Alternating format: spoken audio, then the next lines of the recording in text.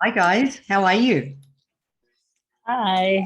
Feel free to put your video on, so I feel like I'm not the Lone Ranger out here on my own.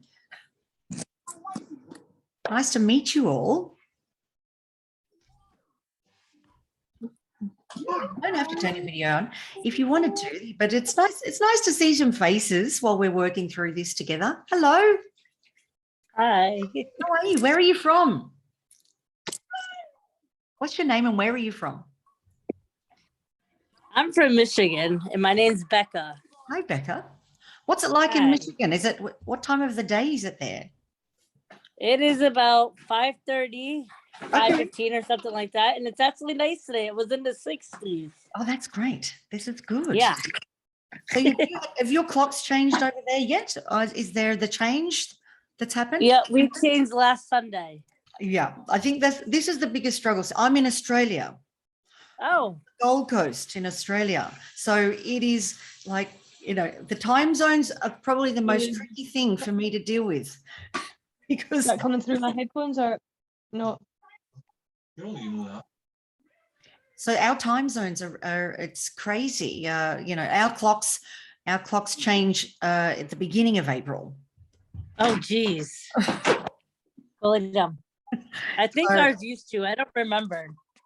Well, one of the lives I did before, we forgot to actually put the different time zones. So it was complicated for everybody. So I've been very specific about time zones. So, you know, people can come in and they're getting the right time. And so how long have you been trying to conceive, Becca? I'm going on a year. Okay.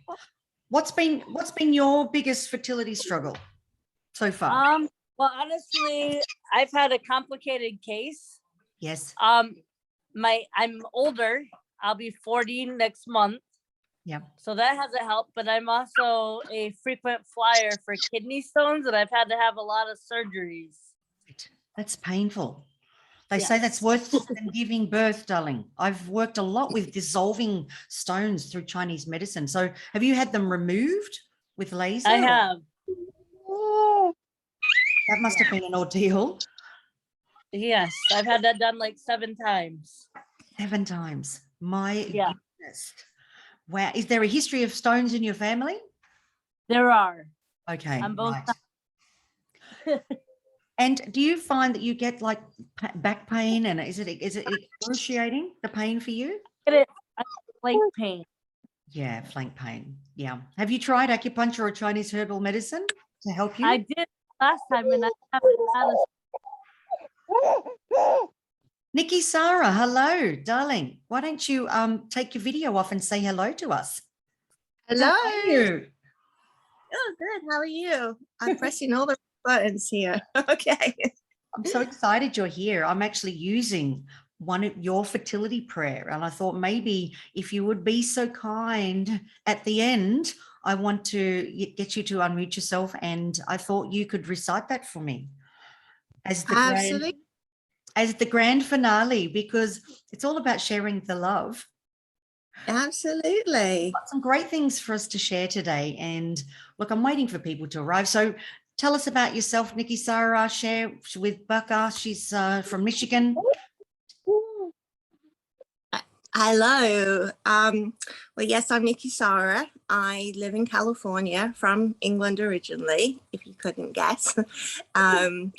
I have been trying to conceive for, you ready for this? 19 years. 19 very long, heartbreaking, emotional years. Nothing's worked out right for us. Never got any answers. Unfortunately, in America, everything costs so much. And we've been working with Fiona for a couple of months now, and things are already starting to look up. I mean, we were looking at donor egg, IVF, and it was hard to come to that decision. But I kind of reconciled with it just as a way to become a mommy, just need to be a mommy so bad. And it's been really difficult trying to raise the second half of the money that we need.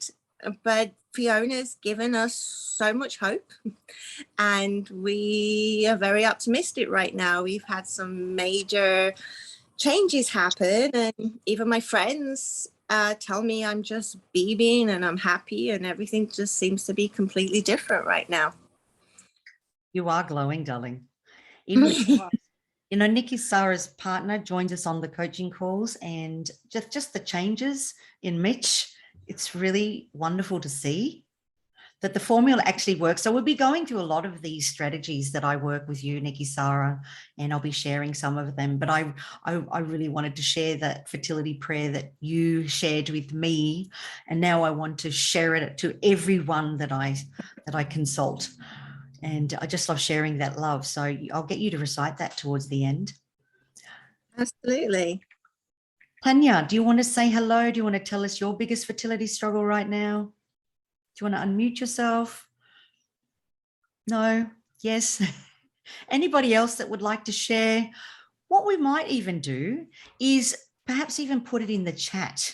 So, if you don't want to come on video or show your face, perhaps you could put in the chat what your biggest fertility struggle is right now, because I'd like to start with what you're struggling with. So you can type that in the chat. And the other thing, I like to balance things, like the thing you... I get the dogs out. Sorry? I'm trying to listen to this thing. Now, who's speaking? Mark. Hello, Mark. How are you, Mark? Can you put your video on? Sorry, it was my husband speaking. Oh, okay. Tell us your name, darling, and where are you from? From Austin. I'm sorry, I'm Amanda from Austin. Amanda, welcome. Tell us what your biggest fertility struggle is right now. Oh, I'm struggling to have a second child. Okay. Is it like unexplained infertility, or is there any formal diagnosis that you've been given? Nothing formal, just unexplained. Everything went perfectly fine with my first one, but for whatever reason, I'm just not able to conceive a second. Yes. Okay. Get out of your mouth, please. Hopefully we've got some great strategies that you might be able to implement, as we're going through this process. We've got some kids getting off to school, so some people are listening. So I may even just get started. So another thing I wanted to say is, what are we all grateful for? So I think if we come from a state of gratitude, it's always a nice place to sit after a struggle. So you can put that in the chat and I can read some of your gratitude. I'm grateful that you're all here with me today, because I want to have some fun. I want to make this fun. I want to step into the fun zone, because this struggle is real and it's frustrating. It's disappointing. There are massive highs and lows. So I'm just grateful that we can create this circle of women and we can come together. We can share. So what I'm going to do is I'm going to screen share my notes so that you can look through the slides as I'm talking along. And that way you can, see the bullet points for today's discussion. So I'm just going to share the screen. So welcome to Boost Your Egg Quality and Improving Your Fertility. We're going to be talking today about understanding the egg quality, all the factors that can be affecting egg quality, and the myths around things, like especially when we look at blood tests, when we start looking at AMH and FSH, there's a lot of myths and a lot of fear that gets associated when we look at blood tests. So I want to kind of debunk some of these myths and go over them with you and kind of give you some peace of mind. I'll be going through some nutritional strategies. These are the things that Nikki Sarah is brilliant at implementing. She is my, golden child in terms of all the things, all the photographs you send me of the food therapy. Nikki Sarah, I love seeing your photos of your rice congee, your bone broth, things that you're cooking, even your Korean vegetables and spinach and nashi pears. They're amazing. All these things are great for egg quality. I'll then be going over some supplements and some strategies, all of these things which you might already be implementing, supplements that are going to improve the egg quality, but also improve your overall fertility. lifestyle factors, things to be wary of. So, you know, particularly if your husband is smoking or drinking, even if you're both consuming coffee, we're going to just look at those lifestyle factors and where we can improve on that and strategize, things that we can incorporate. And it's not one size fits all. It's really looking at tailorizing a solution that works for you and that you can commit to every single day. So these are the lifestyle factors I'll be going over. The last three things, the fertility postures, these are just things that I like to impart to you that you can do in your own home. So while you're folding up the clothes, getting the kids off to school, or just getting out of bed, you can do some of these fertility postures, even show the kids and get them to do these things with you, because these strategies are amazing for just reducing stress for everyone in the family. So I'm giving you 3 fertility yoga postures. I'm going to go over some breathing techniques. I'm actually a registered Iyengar practitioner. So I'm not only a doctor of Chinese medicine, but I'm also a yoga instructor. So I impart a lot of yoga theory and techniques. So I'll be going over some pranayama, which is breathing techniques, 3 of them particularly, which are fantastic for implementing egg quality. And lastly, I'll be sharing Nikki Sara's fertility prayer, which I'll get her to recite for us at the end. So I wanted to start with a quote from C.S. Lewis. You can't go back and change the beginning, but you can start where you are and change the ending. And I thought that was a nice place for us to start with and sit with that as an idea, because whatever has happened in the past is history and the future is a mystery, which is why today we're stepping into the present moment, and right from here and now, moving forward, we can make some changes which are going to ultimately change the outcome.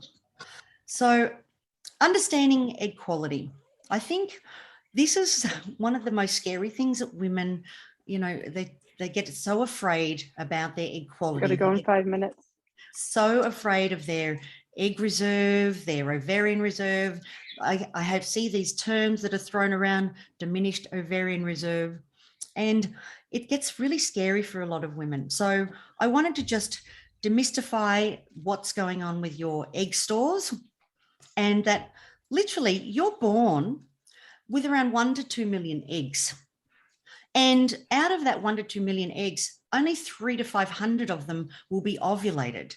Now, by the time you start menstruating, we call that time menarche. That's when you start your periods. That's when you begin that phase of your life. We actually have around 500,000. And by the time you reach menopause, you've still got 10,000 eggs left. So you never run out of eggs. Ever run out of eggs. But clearly the quality can diminish. And, we're going to look at those factors that affect that. So the main thing is that I'm going to ask everyone to just mute their videos. That's better. That's that way I can speak without all the background noise. So anyway, as I was saying, we never run out of eggs, and it takes roughly, like, you've got to look at our eggs. We're born with all of them. Unlike men, every 3 months, men are reproducing new sperm cells. So it's different to women. We're born with them all, and we call that store the primordial pool.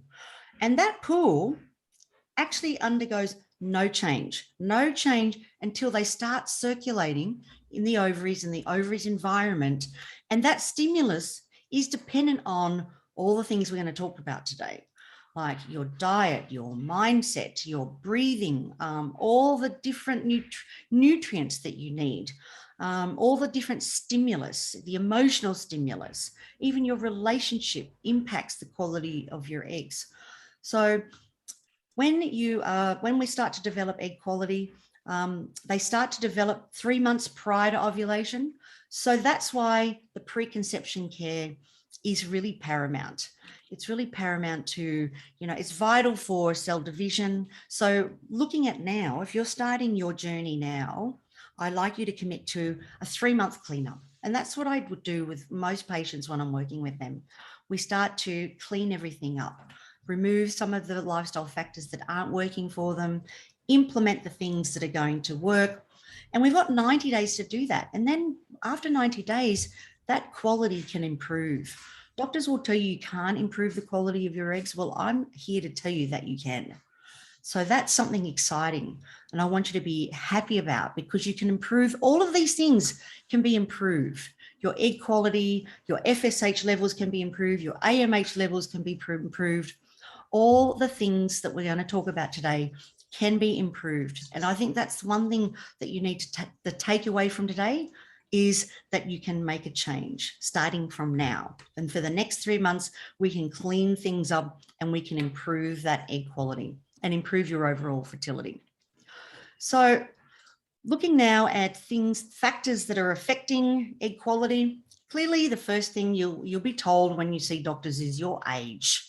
And women get so upset about their age. But I want to tell everybody that 40 is the new 30. And I say it every time, you know, even with men, 70 is the new 60, 60 is the new 40, 40 is the new 21. We know we're living longer. Our quality of life is so much better than 200 years ago. So I don't want people to get so caught up with age.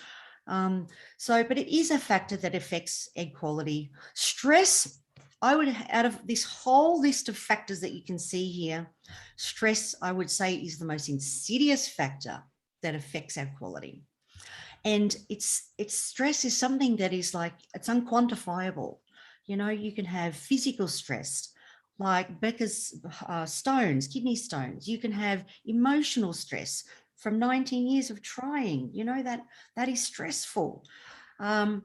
Just even if you're having poor quality sleep, that's another form of stress. So part of when I'm working with Chinese medicine and combining the Western model is getting all the pillars in place so we can alleviate the stress. So we're going to do a big cleanup and fix your stress levels. We're going to give you strategies and tools which can really implement that, because stress is one of the biggest things that shuts the ovaries down and creates oxidative damage, creates inflammation. And then stress can lead to all these things, genetic problems, immunological problems. It's why we lead to drug abuse and smoking and coffee. You know, if we can start by just reducing our stress and learning how we can do it through food, through conversation, through affirmations, mantras, breathing, you know, we can really make a difference. So these are some of the things that can affect your egg quality. I'm going to talk about some of the blood tests. These are some of the markers that we want you to, as a gauge of looking at your reserve. Yeah, in 2 minutes. Can I just say that there is no actual test for egg quality. I want to make that clear. And I want to say that again. There's no test for egg quality, unless, of course, you fertilize the egg and then you genetically test it. So all of these tests, I want you to put it all aside, because doctors will scare the living shit out of you and tell you your FSH is too high, you have to do IVF. Your AMH is too low, you have to do IVF. Your FSH and LH, you know, their readings, they use these as scare tactics, which create stress, and they move us in the direction we don't want to go in. Now, I'm not saying I'm anti-IVF, because I've got a lot of patients that are going through IVF right now, and I support IVF 100%, because some women structurally can't get pregnant without IVF or hormonally or genetically or for whatever reason. So I'm not here to poo-poo IVF, but I want to empower you so you can make the right choice and not be scared of those doctors.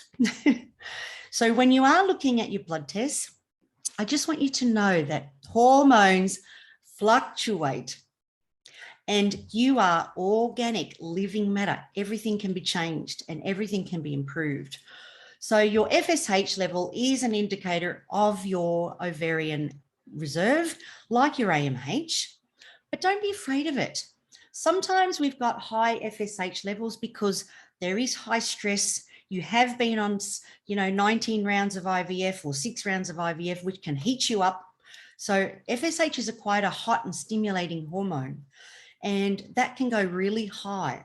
But the beauty is it can be changed. It can be changed by with nutrition. It can be changed having acupuncture. I've seen people go from having an FSH reading of 65 and then come right down to 12 and get pregnant. So clearly the higher the FSH, it means that we're heading towards that perimenopausal, and high FSH is indicative of menopause. Like when it's up in those 60 ranges, menopause is close. But I have seen women come out of perimenopause, become fertile by lowering the FSH. And by following some of these strategies and tools today, we're going to show you how you can improve your FSH and your LH levels. Your LH promotes the release of, it works on ovulation, as you understand, when you're doing your strips. So we often will look at those two hormones together for egg quality.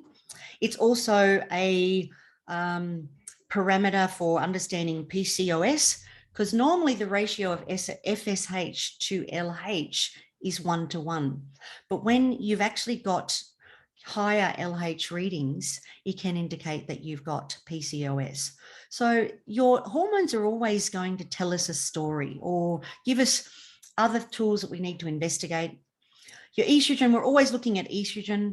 It tells us a lot about your ovarian reserve, and clearly high levels indicate your poor egg quality, and that low levels tend to respond better to IVF stim protocols. So it really is just to show us, it's just a base marker to show us what can be improved, what needs to be, how we can change your protocol if you're doing IVF, what needs to be changed. It's just a measure.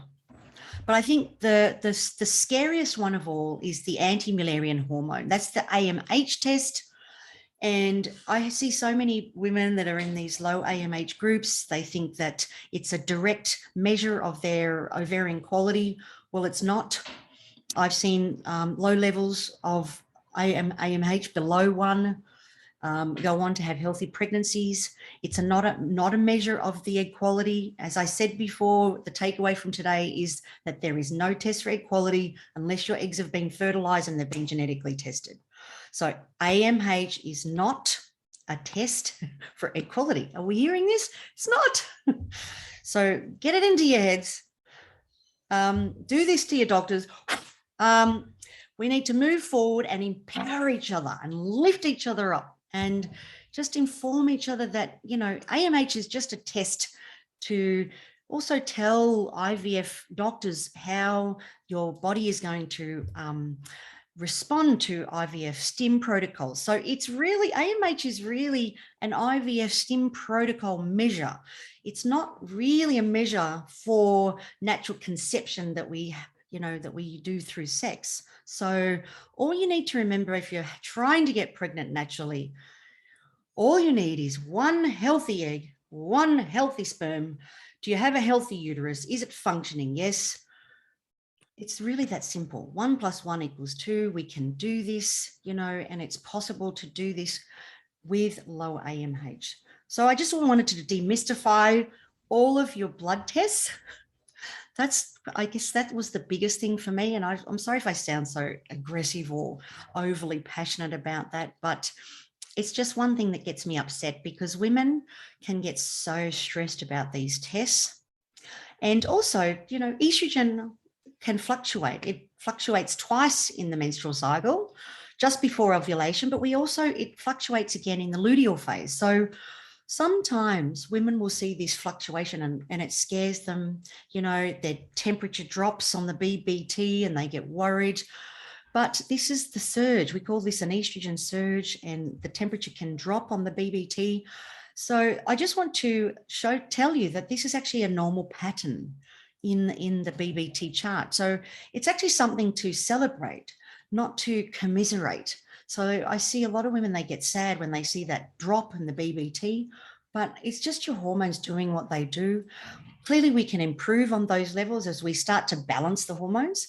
It's all about balancing these hormones. And that's the beauty of why I studied Chinese medicine, because it does work on a theory of balance. It's not to say estrogen and progesterone, one's better than the other. It's just balancing them and getting the optimal, what do I say? The optimal balance. Yeah, exactly.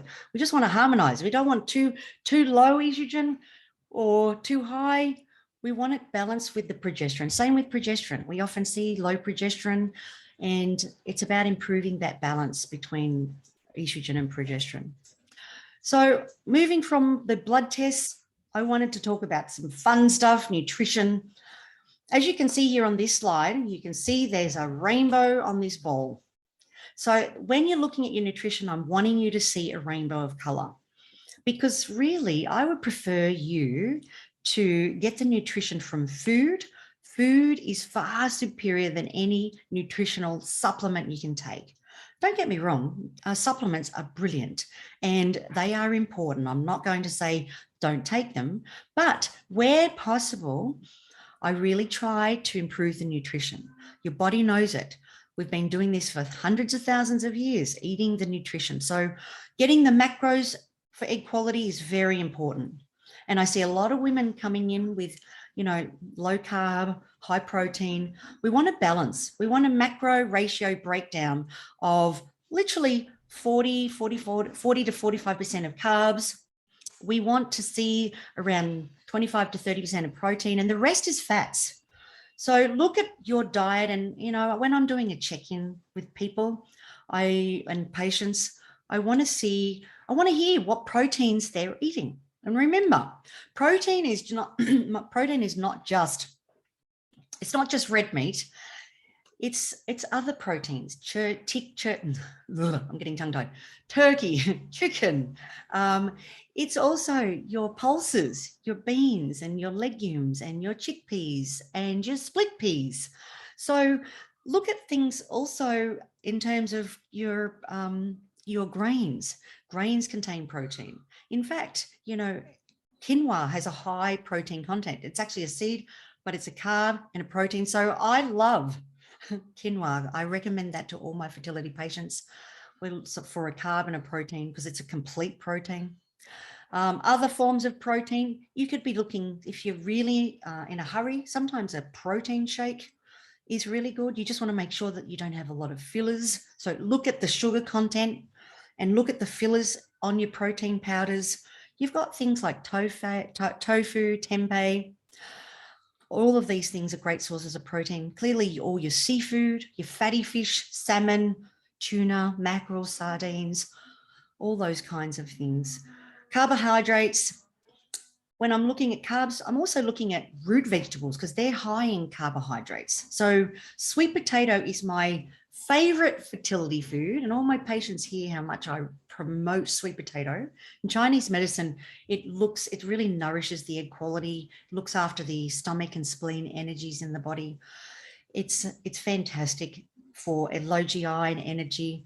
But other root vegetables that are high in carbohydrates are pumpkin and beets and carrots, but other carbs. So carbs that I love and things that are forgotten, things that you may have gone, whoa, what the hell is millet? Well, millet is the king of the grains. It's the king of the grains. I want you to check it out. It looks a little bit like rice, a little bit like couscous, but it's one of my favorites. And the kidney chi, which is really what we need to harness when we're working on egg quality in Chinese medicine. Millet is the king of the grains. So if you haven't tried millet, I'd check that out. But other beautiful carbs, which I try to recommend gluten-free, because gluten can cause a lot of inflammation in people's guts. And that's men and women. I tend to take everyone off gluten because it seems to improve inflammatory markers out of sight, even autoimmune conditions. It's just good for everybody. So I tend to go for the gluten-free carbs. So I'd be looking at things like oatmeal. Just make sure that it's not mixed with traces of other gluten, in terms of, get organic oatmeal. Things like buckwheat noodles, amaranth. These are some other great forms of carbs. Clearly the quinoa, it's warming, the uterus loves it. So then in terms of fats, look at your healthy fats. half an avocado a day. I don't know who's a fan here of avocado. I am. They're just amazing. I can just, I literally cut it in half and I can just scoop it out, you know. But yeah, half an avocado a day, great fats. You know, your nuts and seeds are full of fats. But we've also got things like dark chocolate, you know. I don't want to deny you of certain things that you love. So dark chocolate is high in fat. We've got things like coconut oil, olive oil. So I want you to just make sure your 3 macros. So the takeaway on the nutrition is like, what macros have you had today? What have I had? What's my protein today? What carbs have I had? What fats? Start with those 3 things first. The rest will take care of itself, but we just want to see a rainbow of colors. Now I'm going to use some fancy words here. Cruciferous vegetables. These are your brassica family.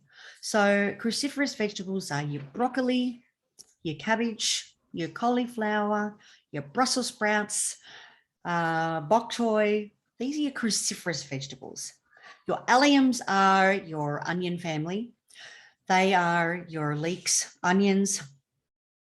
What else? Garlic.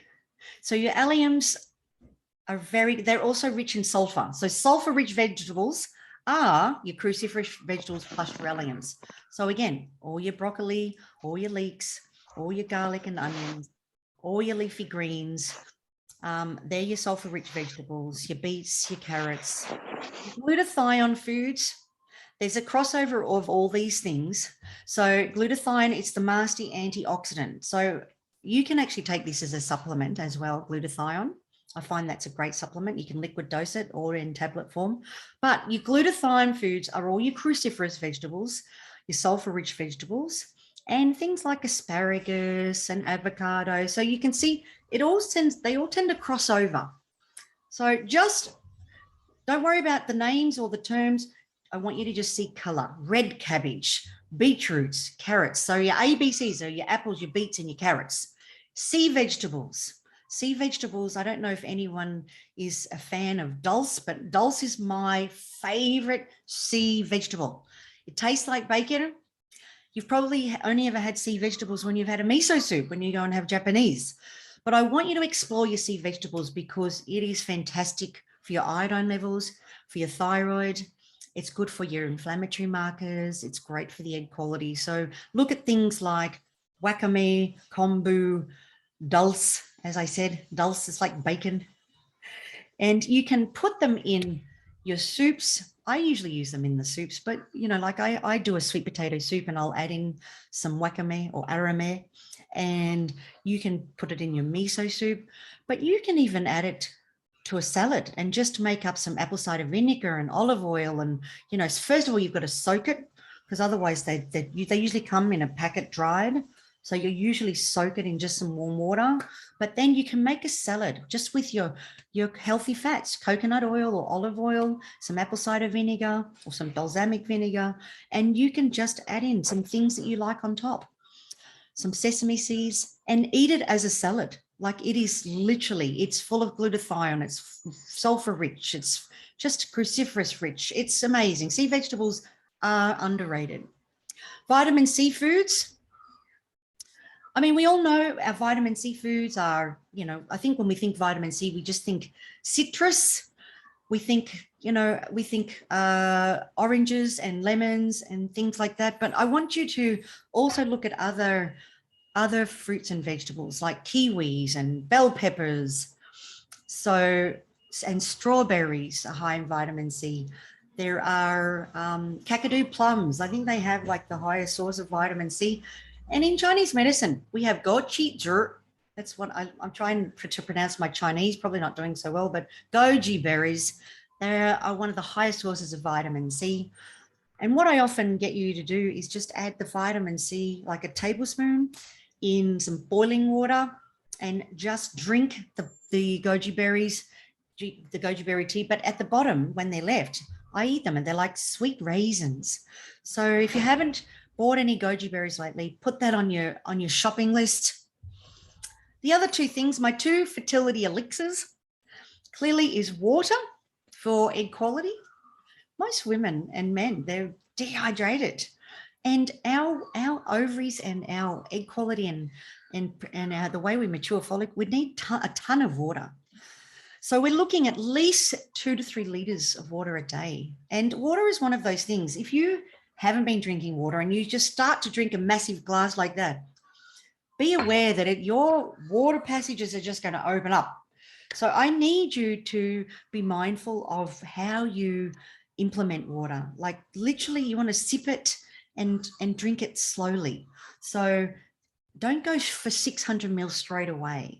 When I'm getting people to start implementing water, I usually get them to drink in like the little latte glasses or the little 100 mils or the little Japanese teacups, you know, so you're sipping on the water. Now you can put 2 liters of a jug on your desk or on the kitchen bench, put some lemon juice in it, because lemons, they really help detoxify the liver, and we want to make sure your liver health is also working in this nutritional phase of working on egg quality. So I usually have a jug of lemon water, sip away through the day. Just by the end of the day, you've gone through that 2 liters of water. Bone broth is my fertility elixir of life. I love it. I make it every Sunday, stink the house out. Now you can use any bones you like. You can use beef bones, duck bones, chicken bones. I tend to prefer combining just chicken and duck bones. I prefer that. You can use pork shin bones. You can use anything. And often at the butchers, they have a mix of bones. If you say you're making some bone broth, they will give you some bones to make the bone broth, and you can make it yourself. It's basically taking all that jelly out of the bones. That's the gelatin. Now, this works on your connective tissue. It supports every part of this development, from egg quality all the way to cell division and implantation, and then postpartumly. So I would literally start to make it if you haven't started to get it. If you need a recipe, I can send you a recipe. Just put your hand up in the chat or put one in the chat, and I will then send you a bone broth recipe that you can make at home. Very easy, just adding things that you like, you know, some peppercorns, bay leaves, turmeric, apple cider vinegar, some carrots, some celery, and you just literally simmer it. So it's not difficult to make, but it's really is a game changer. So you can store it in the freezer for up to 6 weeks. And you can, when you unfreeze it, it's very jelly-like. So I usually say a cup a day when you first wake up. It's so good on the gut health. And when we're working fertility, your gut health is so important. You know, all my patients hear how we fix the gut first. It's the first thing I work on. And the way that I do that, I usually first start off with the lemon water with a squeeze of fresh lemon in your water, lukewarm, tepid. So usually 1/3 of the glass is boiled water and the rest cold. So that's what I mean by tepid. It means just right, the Goldilocks drink. And adding in 2 tablespoons of apple cider vinegar. Now that's going to work not only on your liver, and remember, your hormones always have to be detoxified. So it's important our liver works well for our nutrition, but it also helps with the gut. So we need to fix the gut. And the way to do that is with the lemon love. So the Goldilocks drink first thing in the morning, and then follow it up with something warm. And the bone broth is so nice. It's so nice to just sit there with your cup of bone broth. And when women are busy and on the go, I would actually rather you have a cup of bone broth than a protein shake for fertility. It's going to do more for your gut and more for your hormones and more for your connective tissue, more for your hormonal balance than a protein shake or a smoothie. So these are really great strategies for your nutrition. I hope I've gone over that. I hope I haven't been too hard on stressing what you do need. Now, getting to your supplements, I've got a big list here. It's not like everybody needs every single one of these. So, you know, when I'm working with supplements, clearly I always make sure that everyone is on a pregnancy multi with folate. Now, I want to just clear up this folate debate, because there's a lot of pregnancy supplements which have folic acid, which is synthetic, benign, and that basically it affects the methylation for all women. It means that you're not getting the active folate. So you want to make sure that you're getting the right methylation, that you're actually getting the folate. We want methylated activated folate in your supplements. So that's one thing that I just want to clear up. If you just check your supplements, and if you're unclear, you can always put them in the Facebook group. And let me have a look at the back of the vitamin list, so I can just check that you've got the right active folate, methylfolate. It's written 5-MTH methylfolate. It's written a few different ways. So you just want to make sure you are getting the right folate. Your zinc and B vitamins are important for your egg quality. They're really involved in cell division, and they're vital for your hormonal balance. And clearly your B vitamins help with stress. So I find all of us are pretty stressed in this process. So I really promote B vitamins, because that folate is a B vitamin. So your multi will usually have that. So a pregnancy multi with folate. The next on the list, selenium, it helps protect against birth defects. It's similar to your folate, but it's also important for egg production. Your DHEA, it can be used, for things like when your FSH is high or if your AMH is low. It's not something that I recommend to every single patient. So this is where, it's important to work with your doctor, or, your OBGYN or your endocrinologist, whoever you're working with. You need to get advice on DHEA. It needs to be prescribed. It needs to be well monitored. And I usually test it as a base marker. So I test the DHEA before I supplement it. I think that's the important takeaway from this, because it's not right for everybody. People who have high androgens, like me, if you take DHEA, it can affect your egg quality completely. It can just shut everything down. It can delay ovulation. So DHEA is not for everyone. That's another big takeaway. It needs to be retested every 2 or 3 months. And the DHEA levels, depending on how your body adjusts and adapts, some people absorb it really quickly and the levels come up into the normal range very quickly. Some women don't absorb it very quickly. Everyone is different with DHEA. So it's usually used for women that have the diminished ovarian reserve or low AMH or high FSH. It will help rectify those levels. And usually you're doing a starting dose of 25 to 75 milligrams of that. But yes, just monitor it closely. Vitamin D, this is one thing I recommend everyone take, even if you're not trying to conceive or we're not working on egg quality. Most people on the planet are vitamin D deficient. I don't think I've ever seen one blood test where I've gone, hey, that was great. You've got this on the vitamin D levels. 99.9% of people are low. So I superdose vitamin D, and, the standard dose is 1,000 IU on most supplements, whether it comes in a liquid or if it comes in capsules.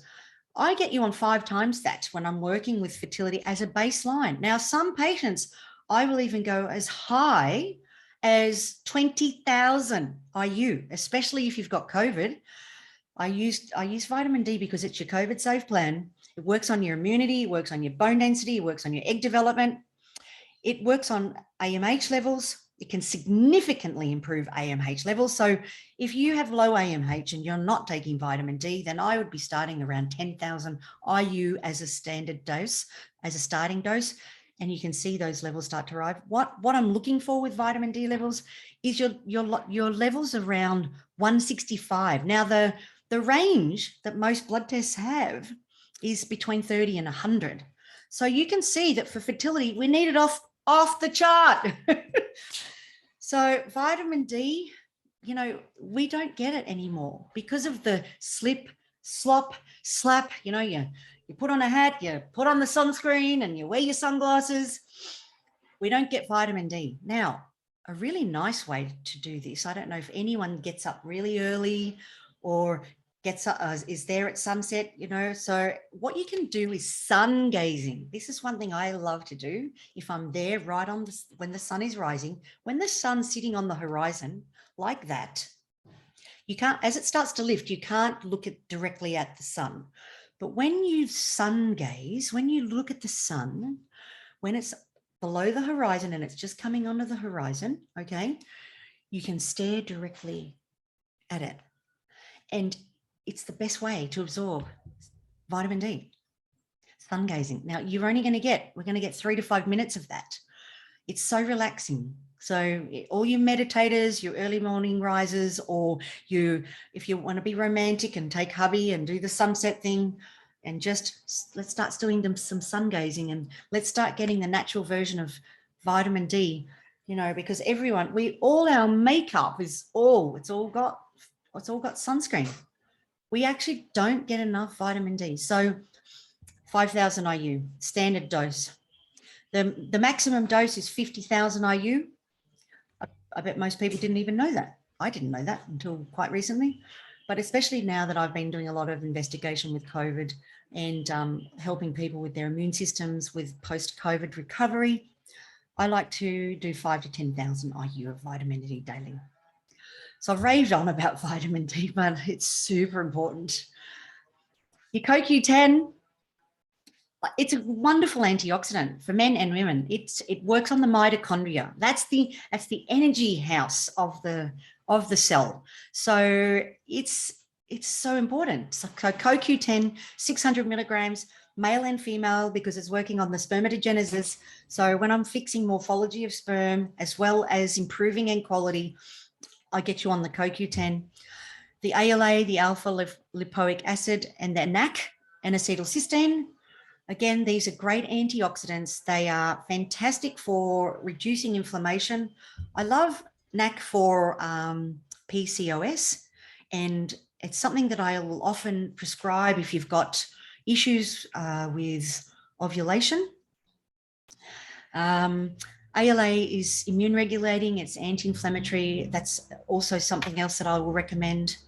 Again, the myo-inositol, it's a PCOS strategy. It's not for everybody, but it can help with the release of eggs, and it can help improve triglyceride levels, which tends to be elevated, and improve ovarian function with women that have PCOS. So myo-inositol is something that I recommend for PCOS.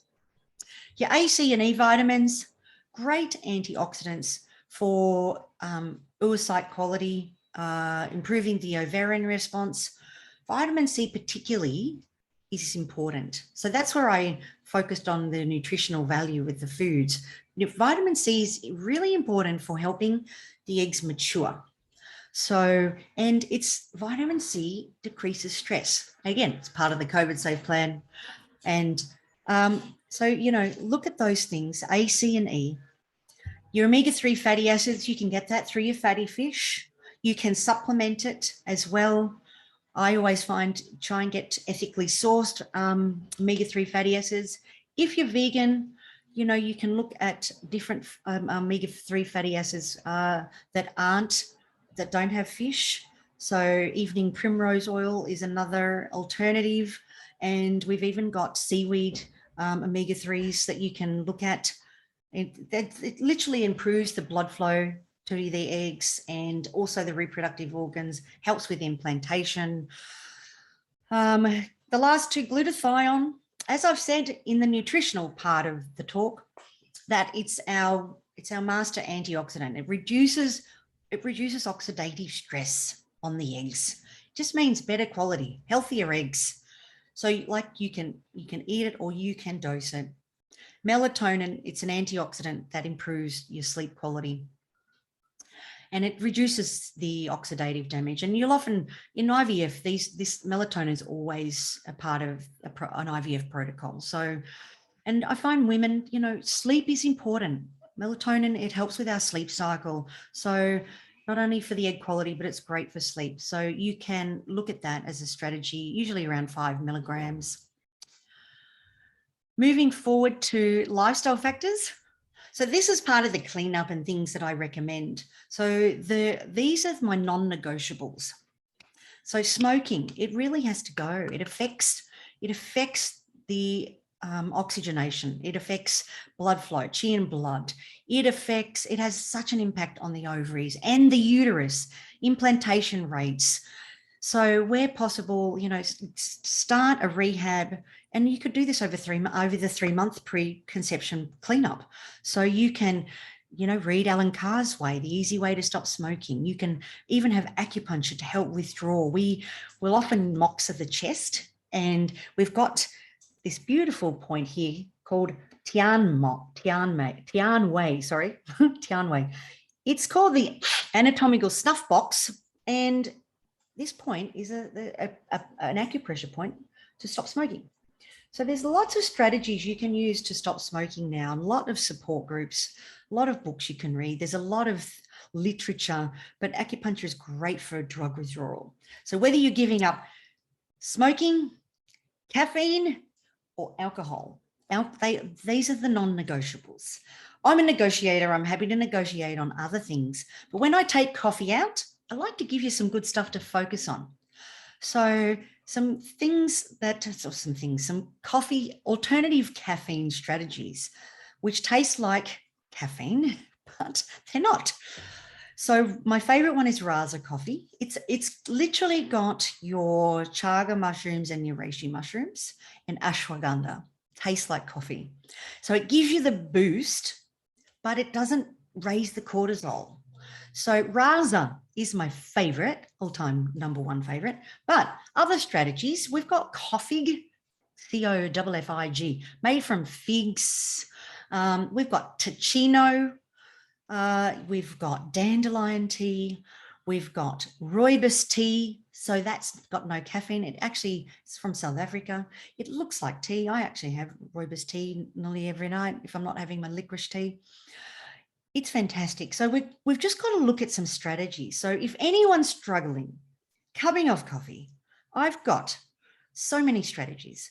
So when I take things away, I try to give you something to focus on. So even if we're taking away the smoking, I'm going to give you some meditative practices or fertility affirmations. And like I said, we're going to share Nikki Sara's fertility prayer at the end, things that can help you when you're going through your detox and when you're struggling, withdrawing from these non-negotiables.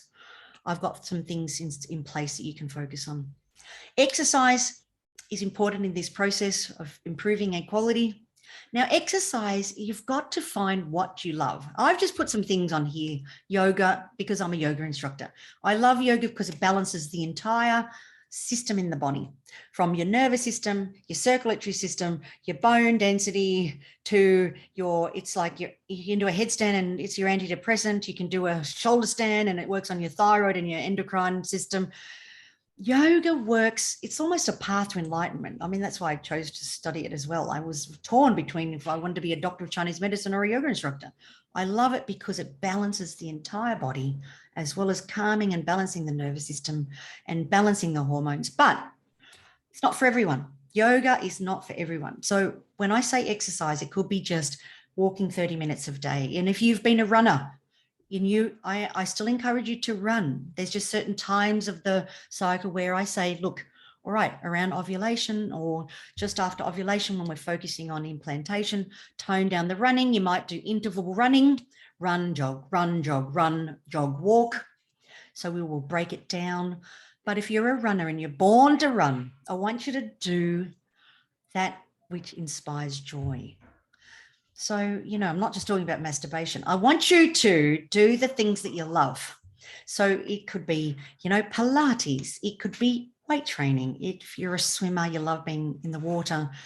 It could be the Qigong that I've put here. The Qigong, I often do this with a lot of my fertility patients because it gets the energy, it works on the chi and blood, it balances the hormones.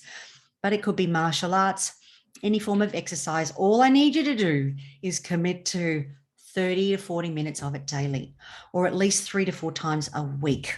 And the rest of the time walking, managing stress. As I've said, stress is the biggest thing, the most insidious, unquantifiable marker that affects egg quality. So how we manage stress. Now, managing stress can be listening to a podcast. It can be walking in the park. It can be playing with your other children. It can be meditating. So I want you to find strategies that help manage your stress. Sometimes it can be just literally putting an eye bag over your eyes and lying down and just listening to the sounds of nature, or listening to classical music or your favorite music. So we've got to find the things that manage your stress. Some women love journaling. Like if you're a journaler, write it down, because it's very cathartic, writing down. You could have a gratitude diary. You know, I like to start the day with a gratitude journal, things that you're grateful for, or finish the night with 5 things you're grateful for before you go to sleep. So we're setting up that conscious, subconscious mind. But we've got to find the tools and the strategies to manage stress. But orgasms are a great way to manage stress. So masturbation, orgasms, sex, all these things help relieve stress. It can be even having a foot massage, having a scalp massage, having some acupuncture in Chinese herbal medicine. We've got to look at ways that are going to manage the stress. But acupuncture, coming to that, I may as well talk about that because I've just mentioned it. Fantastic for improving oocyte quality. Acupuncture stimulates the blood flow. It improves the blood circulation to your reproductive organs. It encourages, it reduces inflammation. It alleviates stress, but it also improves IVF outcomes. So you'll see a lot of IVF clinics now. They usually have acupuncture as part of the clinic in-house. So acupuncture is becoming so mainstream for egg quality, improving IVF outcomes, pregnancy rates. So if you haven't tried acupuncture, don't be afraid of the needles, because I think there's a fear, there's a trepidation. If you haven't had acupuncture, you don't know what to expect. You think it's going to be like those hypodermic needles that you have for vaccination. It's not like that. No, it's like someone flicking you. It's like if you flick your fingernail on your skin, that's what having acupuncture is like. And the needles, if I just show you my hair, it's a strand of hair. Look at that. Very fine. So we actually put the needles through a guide tube because the needles are so malleable, meaning they bend with the wind. So acupuncture is not scary. And we have different styles of acupuncture now. We have Japanese acupuncture, which is gentle. It's very superficial. And if you are finding that you're sensitive with your acupuncture, you can tell your acupuncturist to change the gauge. So the gauge is the diameter of the needle. So you can have a thick gauge, about 0.30, but you can come down to 0.12 of a gauge, of a mil. It's finite. So don't be afraid of acupuncture. Very good for improving egg quality. The Chinese herbal medicine, it works from the inside out. So it helps when things are really unbalanced. So when I'm working with women that have endometriosis, or they have PCOS, they might have ovulatory disorders, they may have excessive bleeding, blood clotting, heavy bleeding. It can be whatever I'm fixing. I find the Chinese herbal medicine goes in really fast. And at the same time, while I'm getting you to work on your nutrition, the Chinese herbal medicine can really fix things fast. And then it just all comes together with the acupuncture. It's a nice triage to work with. But it's not for everyone. You might be just seeing a nutritionist, but even if you take some of these strategies of the nutrition and the supplements, you're going to improve your egg quality. Now we're hitting the fun zone. So I've got some fertility yoga postures. They're very basic postures. The first one is the bound angle pose, Supta Baddha Konasana. When I mean supine, I mean lying down on your back. So just find a comfortable position. I find either in bed, like you can do this pose when you wake up or just before you go to sleep. And I often will use a yoga bolster that travels the length of my spine, so perpendicular to my spine, lay along the bolster, and then put a pillow under your head, and you're just opening up the chest. You can lay flat. Now your feet are, the soles of the feet are touching. So they're not out like this. They're not down. The soles of the feet, imagine that's the sole of my foot. The soles of the feet are touching. And you can see I'm creating this angle. So it opens up the pelvic rim. It opens up the circulation to your reproductive organs. It's going to help your ovaries. It takes the chi and blood towards the eggs and the uterus. So Supta Baddha Konasana is one pose I recommend to every single patient. It's my go-to. And it's great if you've got, you know, back pain, flank pain, any pain in the back. It is so good. It will realign it in 5 minutes. Now, in this pose, I get you to do, and I'm fast tracking, but one of the breathing techniques. So you can put the left hand on your chest. I like the left hand to connect to the heart. The right hand is on the uterus, and we call the uterus the palace for my child, or the palace child, or child palace. And we're just basically letting the breath rise and fall, but from the palace. The chest remains still. Now, a lot of times when you start to do this technique, you'll see women, they go straight into their chest. And particularly women that have had asthma or stress or anxiety tend to, they breathe shallow. So when you're in Supta Baddha Konasana, it encourages you to use your diaphragm and use that lower part of your breathing. And a lot of the time, we're not getting that circulation down to the palace. So just focus on the right hand, which is on the palace, rising and falling. And the left hand on the chest is still, right? So this is going to calm the nervous system, stimulates the vagus nerve. It's such a game changer. You can do it before you go to sleep, or when you wake up. You can do it in the middle of the day. The second pose, again, everything's reclined. You know, fertility is all about being Lady Jane. I encourage everybody to take the middle path. It's not extreme. When we're working with egg quality, we want balance. So we're not working in extreme fertility postures. I'm not going to give you crazy drop backs and crazy back bends and things that are going to make you feel like, oh my gosh. I'm going to give you very gentle things that you can do and everyone can do. Second pose, legs up the wall. So this is where your head is on the ground, your feet are up and they're elevated 90 degrees to the wall. Clearly, if your hamstrings are tight, you can bend your knees. You're wanting to put something under the head. I always find that, you know, the head needs to be supported in Viparita Karani. And if your feet and legs are starting to tingle, then bend your knees, or you can put your feet back into the bound angle pose, the Baddha Konasana feet, or you can simply cross the legs.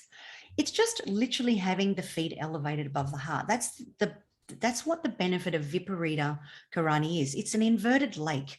It means that all the energy is coming down to your uterus, to your ovaries, working on that egg quality, working on that blood circulation. It aids the blood return back to the heart, which means it can pump the oxygen-rich blood to your organs.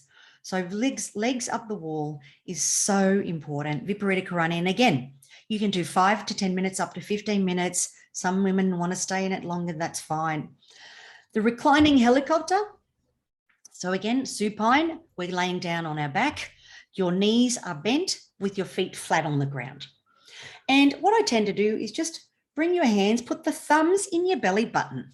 Your thumbs in the belly button, the middle finger towards the pubis. And I like to create a little heart because we're connecting and tuning into the palace child. So we want to adorn that palace with your hands and breathe in. Just feel the breath again. We're letting the belly rise and fall with the breath. And the main thing with the reclining helicopter is the action with the mouth. So it's called reclining helicopter because with your lips, you're doing this action. Now I'll demonstrate it.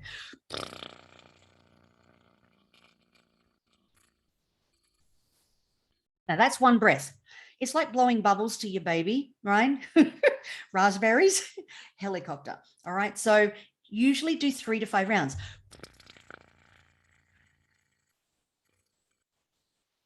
And you're just exhaling out that helicopter. Breathe in.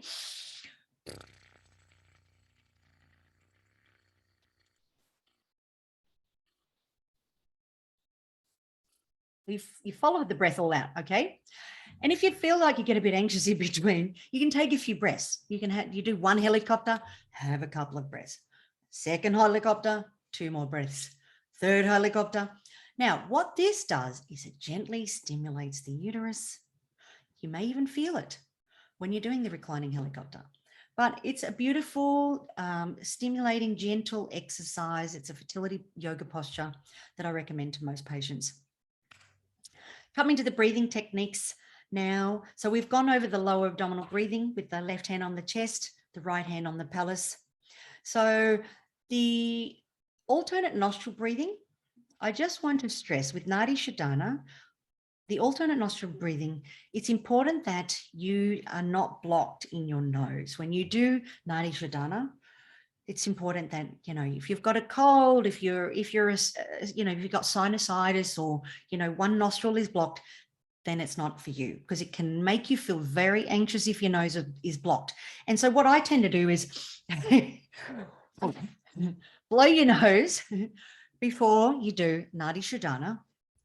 And then I'm doing mirror image. So you place your index finger and middle finger on your third eye. Now feel free to join in here with me and do Nadi Shodhana with me. And basically we are taking an in-breath. So breathe in through the nose. Exhale fully through both nostrils. Close off with the thumb. Inhale through the left. Close off the left. Open the right. Exhale through the right. Inhale through the right. Close off the right. Open the left. Exhale through the left. Inhale through the left. Close off the left. Open the right. Exhale through the right. Inhale through the right. Close off the right. Open the left. Exhale through the left. And we repeat this pattern. So it's literally balancing the right and left hemispheres of the brain. It's oxygenating the cells. It's working on that mitochondria, the powerhouse of your egg cells. It's such a game changer. The husbands love this one. And I've had so many husbands that have had chronic sinus issues or asthma. Start doing alternate nostril breathing. Once they start doing Nadi Shodhana, they don't have to use their asthma medication, their Ventolin. It's really powerful. So it works on your immune system as well. It works on your nervous system. So it's something that you can do when you're wound up, and it can just really calm you down, because it's like it floods the body with dopamine, the feel-good hormones and the endorphins. The finishing breath technique, Brahmari, it's the bumblebee or the hummingbee breathing. It translates to big black bee. So it's one of my favorite breathing exercises. All we're doing, I'm going to do the simple version and I'll demonstrate the advanced version. The simple version, you've got this little, it's called the antitragus. It's the flap which you press that covers your ears. Okay, the antitragus, so it's just the little flap there, cover the ears. And what we're doing is we inhale and we hum. So you're making a humming sound.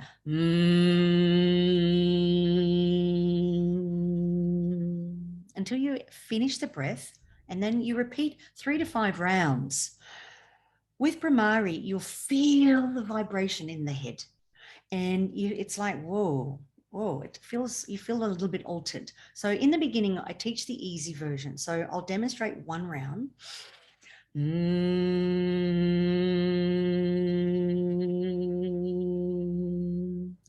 Now the advanced version, to take it one step further, is to withdraw all of your senses. Now this is really trippy, because when I even do one, so we're covering off again that antitragus with the thumb. We'll take the index finger on the eyebrow, second finger gently touching the eyelids, fourth finger, corner of the nose, fifth finger at the corner of the mouth. Now we inhale, close off the ears and hum.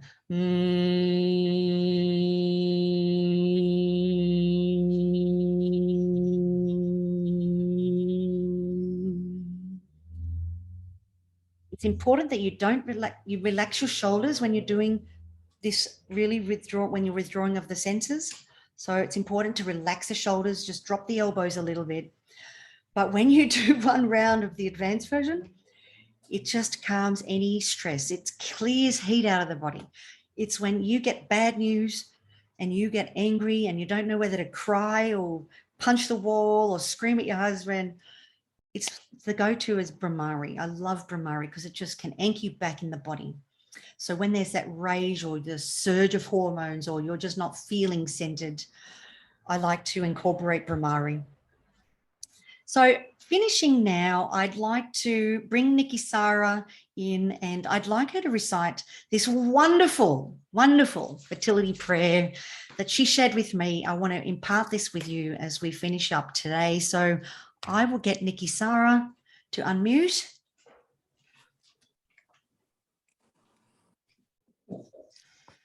And take your time, darling. We're all with you. Maybe we'll all bring our hands into the prayer position, honoring our hearts and honoring each other. When you're ready, Nikki Sara. Dear uterus, you are the palace of my child, and I believe in you. I send you love, joy, and light. You are a beautiful palace brimming with fertility, and I firmly believe in your ability to get and stay pregnant. Namaste. Amen to that. Thank you. Thank you for sharing that. I literally, I goosebump up over that prayer. So I want us to all maybe write this down in our journals, post it on your fridge, put it on a post-it note, stick it on your computer. Let this be our mantra for today. And now, if you'd all like to, I'm going to stop sharing my screen now. And if everyone would like to perhaps share what they've learned from today. Is there anyone that wants to tell me how they're feeling? If there's anything that they want me to cover in maybe the next live, because I'm going to start doing these once a month. So if there's any topics you want to cover, you can even put them in the chat. Or if there's one word. Yes. iPhone 13 Pro Max. I see she's driving. She wanted to know what meal it was. I didn't know until I found it, but it almost looks like cut up pieces of rice. And so I said I would show her that in the chat. Okay, great. Thank you. Thank you for sharing. Kidney stones, I've got a question here. Is there something else I can take besides vitamin D because of my kidney stones? My nephrologist said I cannot take more vitamins than what is already in my prenatal. He said no subs, not even the liquid form. My vitamin is really low, but it's also what my kidney stones are made of. Yeah, understand. Yeah, especially if you're working with if you're working with medications. I understand nephrologists, they want you on their protocol. They want very little things because your kidneys have to filtrate everything. If you are liquid dose, I would be liquid dosing vitamin D if you are with your kidney stones. So that's why if you can't take the supplements, and clearly you always have to be under the guide of your nephrologist, unless you're working with a Chinese herbalist that can talk to your nephrologist and say, this is how we dissolve the stones, and this is the action of these formulas.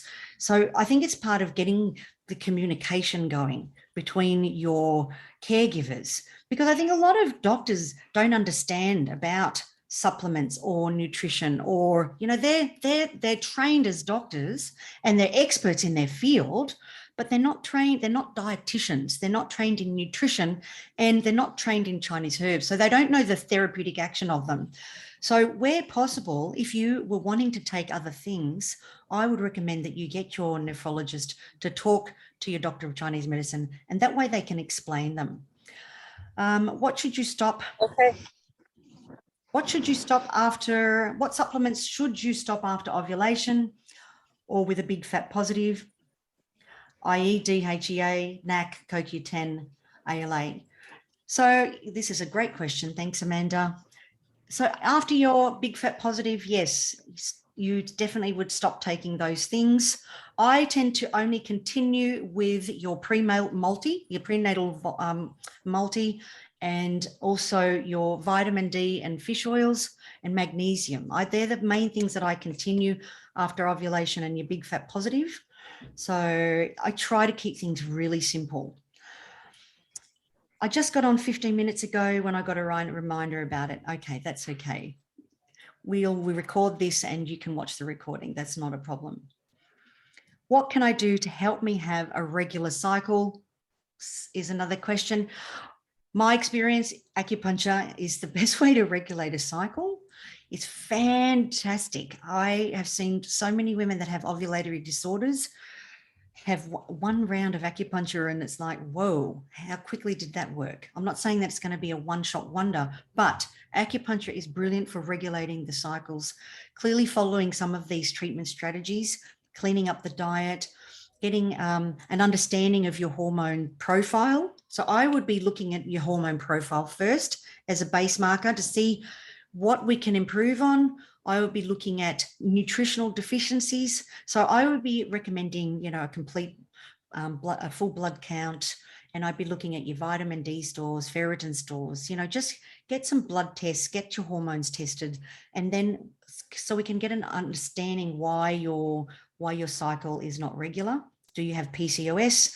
Are there hormonal imbalances that you can fix? And sometimes it can be an easy fix. Sometimes it can be just take some Vitex for 3 months. Like when I do supplement Vitex for regulating cycles, I will usually use it for a short-term dose and use it as a spark plug to regulate a cycle. Can you tell us more about what it looks like to work with you? So when you work with me, basically it's all online. My work is now completely online. I'm a fertility coach. I'm a doctor of Chinese medicine. I am trained as an acupuncturist and a Chinese herbalist, but I also prescribe naturopathic herbs. So working with me would require online coaching, where I would go through all of your bloods and look at both you and your partner. And then it would be weekly calls, and some it's just tailorized to each person. It's not one strategy fits all, but sometimes I see people weekly, sometimes fortnightly, sometimes once a month. It just depends how often you need to see me and what we need to fix. Sometimes I'm supporting people through an IVF protocol, so they might work with me 3 to 6 months. You know, we might do the 3-month preconception phase, and then I'll work through the IVF protocol. I'll work with them through the protocol.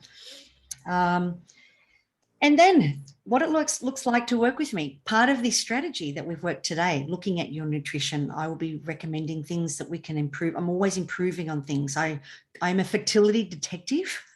So I come in and I look at you from everything, from how you sleep, your poop, your hormones. I look at your relationship. I do relationship counseling.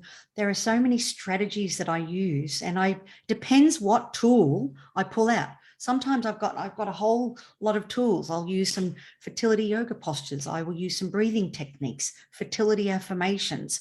I love to incorporate some qigong, but it's usually it's a 1-hour session with me when you're working online, and I can dispense herbs anywhere in the world. So I have got supplies all around the world, and I can dispense herbs, supplements, all that kind of stuff. With the acupuncture, unfortunately, I can't do that via the screen. So I recommend that you have, you know, get acupuncture in your area. And I often will help couples find the right qualified therapist that can prescribe the fertility acupuncture. So that's basically what it looks like working with me. Okay, my AMH is very low. The doctor is recommending IVF. That's usually the outcome of what happens when you get a low AMH reading. So I hope that I've demystified that you can actually conceive with low AMH. I tried all that you mentioned, but I missed the top part of that. I tried all that you mentioned, but still unable to conceive. Okay, my AMH is very low. The doctor is recommending IVF. So if you've tried everything that I've mentioned, then it might be the solution. And IVF it's always the last solution for me. It's the backstop, but it's not the first thing. So that's great. And I commend you for trying acupuncture and Chinese herbal medicine and all that nutrition and supplements. And IVF is not a failure. You know, there are great success rates with IVF. It's just getting the right protocol with your IVF when your AMH is low. You know, you might want to do a stimming protocol. I mean, it just depends who you're working with. But if you're working with somebody, I'm happy to look at your IVF protocol and see how that works with your AMH. And I can give you feedback. You know, you can put anything in the Facebook group, and I'm happy to answer any questions there. for those interested, how can we connect with you after this session? You can connect with me through the Facebook group. I've got the Pregnancy Accelerator Facebook group. It's a group that you can join online. You just have to answer a few questions. Join the group. You can work with me there. I can answer any questions. To work with me personally, you can go to pregnancyaccelerator.com and you can get on a strategy call with one of my fertility experts, and we can work through that for you. So you can actually talk with me direct or one of my fertility experts. The other way to connect with me is through Instagram. I'm on Instagram and my Instagram toggle is Dr.Fiona Tassoni. So thanks for asking that question, because I would have forgotten that. Can you please let me know how I can join your future session? Also, can you please let me know what if you provide, okay, you want me to provide a fertility diet. So if you join the fertility group, the Pregnancy Accelerator Fertility Group on Facebook, I will put up a fertility diet, which it's roughly an anti-inflammatory diet. I don't like diets, the word diet. I like to just look at strategies, because the strategy is different for each person, but an anti-inflammatory diet is a great diet. And I will just give you things that are all, like pretty much all vegetables and fruit are anti-inflammatory. You know, if you're having largely plant-based, it's anti-inflammatory. And if you go into the macros and all the strategies that I've given you here today, make sure that you have a rainbow of colors, that you've got all of those food groups that I've mentioned, then that is the best fertility diet. But it's something that you can do every day. So I never like to restrict. I never want you to feel restricted. And the word diet implies restriction. So I want it to be a way of eating, a way of loving yourself and improving things. But I will put something in the Facebook group. So Marnie, join the Facebook group, please. And I will put that in the Facebook chat. And I'll also put up the recording of this. So if you want to watch that. Do you recommend taking Vitex while pregnant? No, I don't. I will use that to balance hormones, but no, it's not something that I would recommend while pregnant. Thank you for showing me what millet is. Does it need to be whole? It can be whole. It doesn't necessarily have to be, but yes, it generally is. And I usually and normally it's already prepared for you when you buy it. So it comes, you like it when you buy rice, it comes in a packet. It's already done for use. But when you're cooking it, you can steam it or reduce it or put it in a slow cooker. But millet is, like I said, king of the grains. What can be done to shrink fibroids? So Chinese herbal medicine I found is fantastic for shrinking fibroids. I've had great success working with some Chinese blood moving herbs to shrink fibroids. I don't know if you've ever tried that. That's been my experience working with fibroids. Works the best, Chinese herbal medicine. There are other strategies like getting them removed, but to shrink them, I would be recommending Chinese herbal medicine. Now, clearly the prescription of the Chinese herbs, it's not like I just recommend dongui or something like that, or taoren. It's not like saying there's one herb that shrinks a fibroid. Chinese medicine isn't like that. It's a prescription of herbs, and it's usually based on your constitutional diagnosis. So it's important that you work with a registered herbalist that can find out what your pattern of disharmony is. And then when you get the right herbs, you can start to shrink them. I've seen like 10 centimeter fibroids gone through Chinese herbal medicine, shrunk down, diminished. I mean, literally scans gone. So that's the best and fast way to do it.